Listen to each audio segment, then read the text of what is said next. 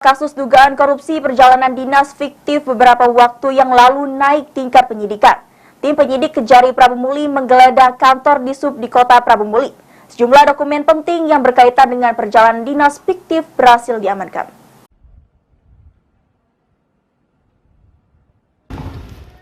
Kejari Kota Prabu Muli hari ini Senin 16 Oktober 2023 menggeledah kantor Dishub Kota Prabu Muli yang berada di Jalan Lingkar Timur terkait kasus dugaan korupsi perjalanan dinas fiktif. Pantauan tim liputan di lokasi, tim penyidik Kejari Prabu Muli yang berjumlah sekitar 10 orang melakukan penggeledahan di ruang kantor Kepala Dinas Perhubungan, ruangan sekretaris, dan bendahara. Dalam penggeledahan ini, Satuan Khusus Pemberantasan Korupsi Kejaksaan Negeri Prabu Muli berhasil menyita dokumen penting yang terkait dugaan tindak korupsi perjalanan dinas tahun anggaran 2021-2022. Kepala Kejari Kota Prabu Muli Roy Riyadi melalui Kasih Intel Rido Syaputra mengatakan, penggeledahan dilakukan sebagai tindak lanjut dari surat perintah penyidikan dan mencari alat bukti untuk penetapan tersangka.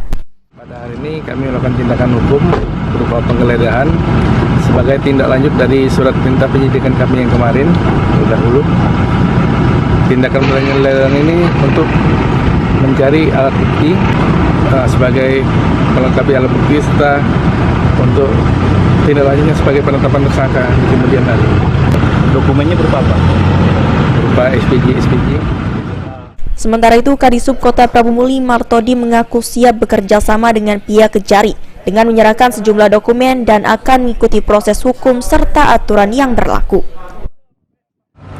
Ya, kita kan selaku aparatur tentu akan mengikuti tata cara aturan yang berlaku. Tadi semua berkas yang diminta kita serahkan gitu seperti itu? Ya. Atau kooperatif gitu lah? Ya, jadi mereka sendiri yang memilih yang apa, yang mana yang mesti dibawa, yang mana mesti ditinggal. Setelah mengamankan dokumen berupa berkas SPJ, tim penyidik Kejari Prabu Muli akan memperdalam alat bukti dan memeriksa saksi-saksi untuk pembuktian di pengadilan. Beni Firdaus, PAL TV.